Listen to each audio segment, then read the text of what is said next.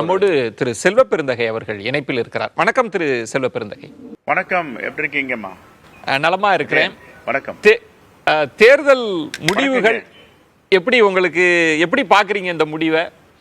இது நல்ல முடிவா தான் வரும், பொறுத்திருந்து தான் நம்ம பார்க்கணும். இல்ல, நீங்க எப்போதுமே நம்பிக்கையை வெளிப்படுத்தக்கூடியவர், தொண்டர்களுக்கு உற்சாகம் ஊட்டும் விதத்துல. ஆனாலும் ஹரியானா முடிவு அப்படின்றதும் அது செல்லக்கூடிய திசை வழி அப்படின்றதும் பாஜக ஆட்சி அமைப்பதற்கான சூழல் இருப்பது மாதிரி தானே தெரியுது திரு செல்வ பெருந்தகை. இல்ல, பொறுத்திருந்து பார்ப்போம். ஏன்னா அங்க பாத்தீங்கன்னா விவசாய பெருங்குடி மக்கள் எல்லாம் பாஜகவுக்கு எதிராக இருக்காங்க, வெகுஜன மக்கள் எல்லாம் பாஜகவுக்கு எதிராக இருக்காங்க.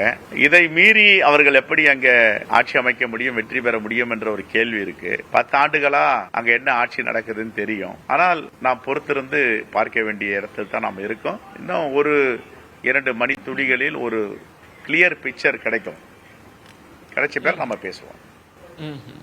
ஆனாலும் இந்த முன்னிலை அப்படின்றது தொடக்கத்தில் சுற்றுகள்ல காங்கிரஸ் முன்னிலையில் இருந்தது. தேர்தலுக்கு பிந்தைய கருத்து கணிப்பு 70 இடங்கள் என்ற அளவுக்கு கூட எல்லாம் சொல்லிட்டு இருந்தாங்க.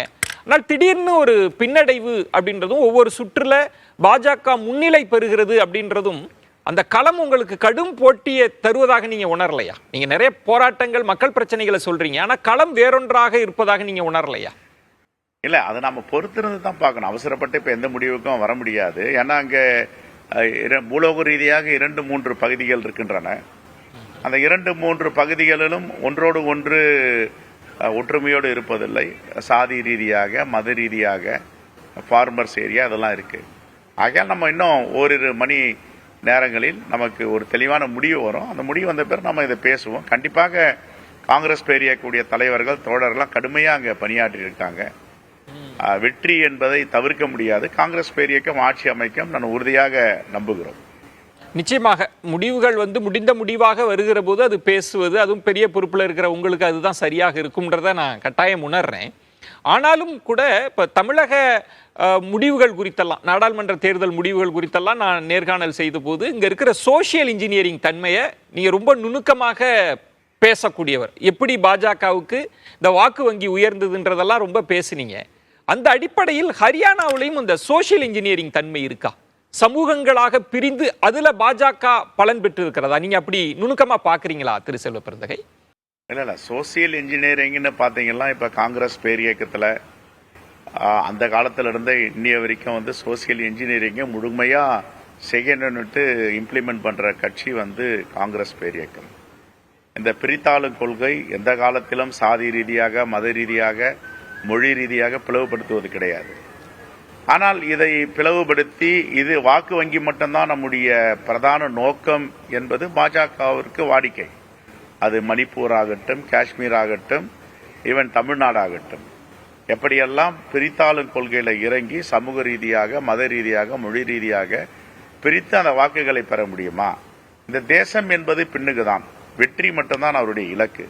காங்கிரஸ் பேரியக்கத்தை பொறுத்த வெற்றி மட்டும் இலக்கு கிடையாது. இந்த தேசம், மத நல்லிணக்கம், மதச்சார்பின்மை, எல்லா மொழிகளையும் அரவணைப்பது, எல்லா மக்களையும் அரவணைப்பது, தேசம் என்பது எல்லோருக்குமான தேசம் என்பதுதான் காங்கிரஸ். இப்படி இருக்கிறதுனால தான் சில சோதனைகள்லாம் காங்கிரஸ் பேரியக்கம் சந்தித்து கொண்டிருக்கு. ஆகவே நாம் பொறுத்திருந்து பார்ப்போம். இன்னும் ஓரிரு மணிகளில தெளிவான முடிவுகள் வரும். வந்த பிறகு நாம் பேசுவோம். திரு செல்வ பெருந்தகை, உங்களோட ஒரு சின்ன கேள்வி கேட்கணும்னு பத்திரிகையாளர் ரகு பிரியப்படுறாரு. ஒரு கேள்வி சார். வணக்கம். இந்த ஹரியானா முடிவுகள் நீங்க சொல்ற மாதிரி கொஞ்சம் ரொம்ப த்ரில்லிங்கா போயிட்டு இருக்கு. எப்படி பிஜேபிக்கு சாதகமா மாறணும், அதே மாதிரி காங்கிரஸுக்கு மாறக்கூடும், வெயிட் பண்ணலாம். அது ஃபேர் பாயிண்ட்.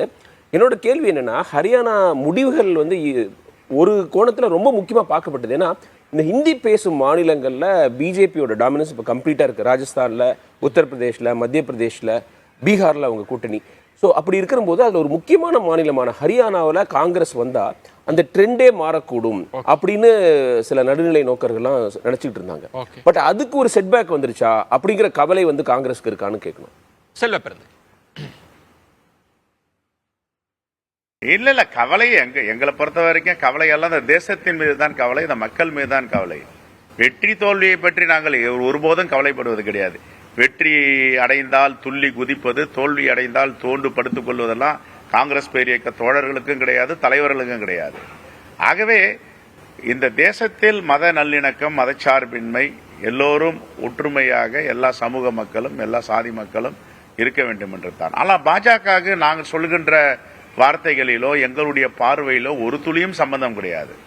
அவர்களுடைய நோக்கமெல்லாம் வாக்கு வங்கி எப்படி பெற முடியும், வாக்கு வங்கியை எப்படி உயர்த்த முடியும், அதுக்காக என்ன பிரிவினை பேசுவார்கள், சாதி ரீதியாக துண்டாடுவார்கள், மத ரீதியாக துண்டாடுவார்கள், மொழி ரீதியாக துண்டாடுவார்கள்.